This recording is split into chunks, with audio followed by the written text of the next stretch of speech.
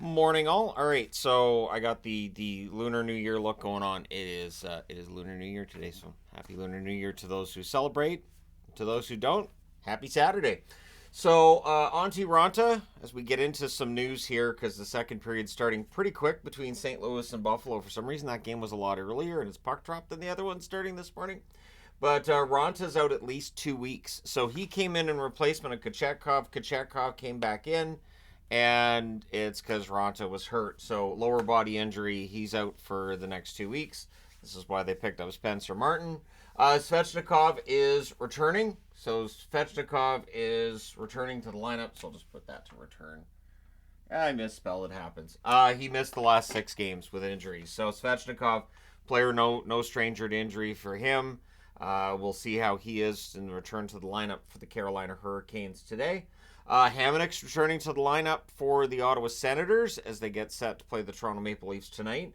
Forsberg could return for Ottawa next week. They've been leaning on Korpisalo heavily, of course, in his absence. And so, yeah, we'll see how Ottawa does with their lineup getting a little healthier.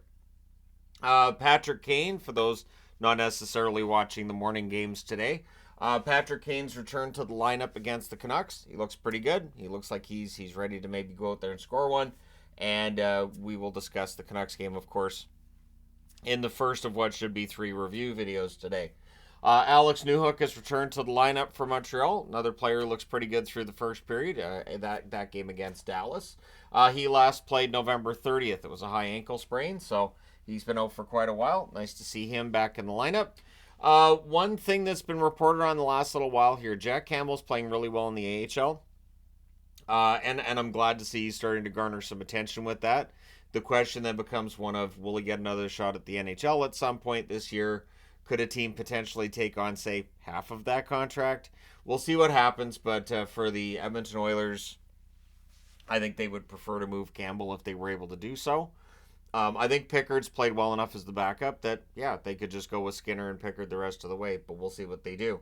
Mark Giordano, lower body injury suffered in the last game Toronto played, is not in the lineup today against the Ottawa Senators. Reports out there as well that they are trying to re-sign and hold on to Benoit. As soon as I pause, remember the name. Benoit. So, yeah, we'll see if he re-signs in Toronto and what that looks like. He's not a scoring defenseman, so shouldn't be expensive if they decide to keep Benoit. And it is less than a month till trade deadline. So the news videos are going to be picking up over the next couple of weeks because we're going to be seeing some trades. We've already seen a couple take place, of course, over the All-Star break. And don't be surprised when we start seeing more, because the earlier you make those trades, it feels like the better that trade might be for your team. Plus, you're giving that player more time to get acclimated to new surroundings. Sometimes players do really well right out of the gate. Sometimes it takes them a little while to pick it up. So it is better to make that trade sooner if you can, but we'll see what happens. I'll be here to report on it whenever it takes place.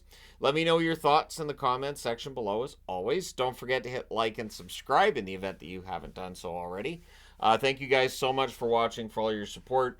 Normally I would populate with more news, but because of the way today's schedule is, I wanted to get this one up first. We'll see if there's another news video later today. Thank you guys for your support as always. I will talk to you again soon.